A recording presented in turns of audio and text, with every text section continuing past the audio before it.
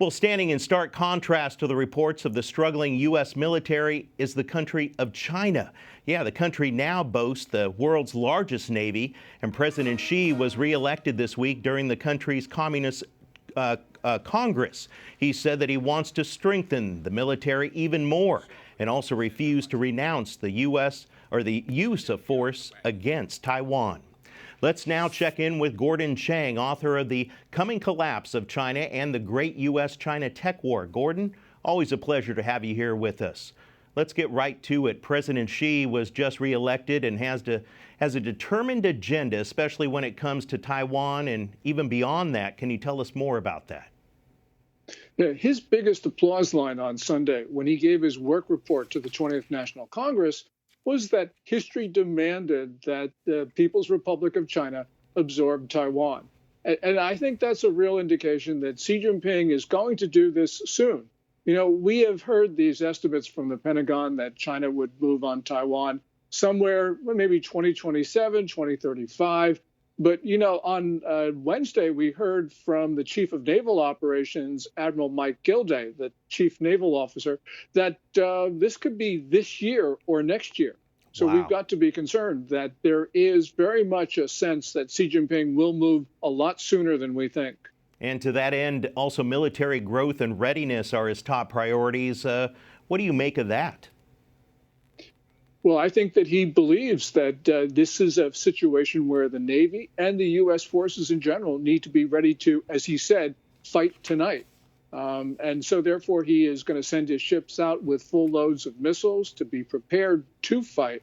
And I think that that's absolutely essential right now, because we have seen all of these hostile statements from Xi Jinping, and not just during the 20th National Congress, but we've also seen him with this rapid military buildup, but even more ominously, is getting the Chinese civilians ready for battle. So this is an all-society, all-regime effort to get China ready to go. And in the meantime, we see very poor grades for the U.S. military back here at home, especially when it comes to strength and recruitment. This is a concern, is it not? It is, because I think most Americans think their military is a lot stronger than it actually is. And there have been all sorts of troubling developments. You know, the Pentagon has a large budget, so it's not an issue of money. It's the issue of where they're spending the money and their priorities. And they have made some really serious mistakes, including the Navy, which has had trouble building ships. China doesn't seem to have that problem. They're turning out ships faster than we can count them. So right now, we're at a point where we are at a point where I think the Navy is not in a position to deal as effectively with China as most Americans assume it would. Yeah, Gordon, you know, I'm the Capitol Hill correspondent for EWTN News Nightly, and up on Capitol Hill, we're still waiting for the NDAA, the National Defense Authorization Act, to pass Congress. That's got to be concerning, does it not? Yes, especially because in a high inflation era that we're now in, the budget is probably going to be effectively smaller, given the effect of inflation.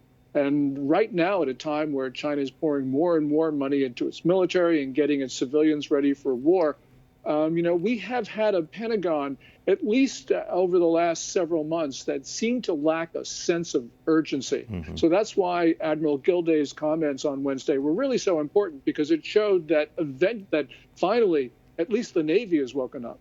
And we had some comments concerned comments that were voiced by Senator Marsha Blackburn of Tennessee when she warned about the Chinese Communist Party expanding its surveillance state. What do you make of that? Well, China is no longer authoritarian, as everyone calls it. It really is totalitarian. It has, depending on who you talk to, somewhere between 540 and 626 million surveillance cameras. It has the nationwide social credit system, which it's putting together, the Great Firewall, which is the most sophisticated set of internet controls anywhere. And the Communist Party has millions, maybe even tens of millions of neighborhood minders. So this is a surveillance state which has really gone beyond anything that we have seen. In related news, I want to also mention the recent headline regarding China recruiting even former British military pilots to train their own pilots. Have you heard anything about this, and what's your reaction to it all? This is really distressing because, although China can build planes, it really needs experienced pilots. And the RAF pilots that are now helping to train China are helping them bridge that critical gap. This should not be permitted. And of course, there are now moves in the UK to prohibit this. But this has come too late. So what we really need to do is make sure that there is no Western or any other assistance to the Chinese military, because we can't make that Chinese military configured to kill Americans stronger than it already is. And talk to us, if you can, Gordon, a little bit about how our economy has a direct effect on China's economy, and also how China's economy continues to grow, does it not? Well, China right now is at a very difficult position internally because of the debt crisis.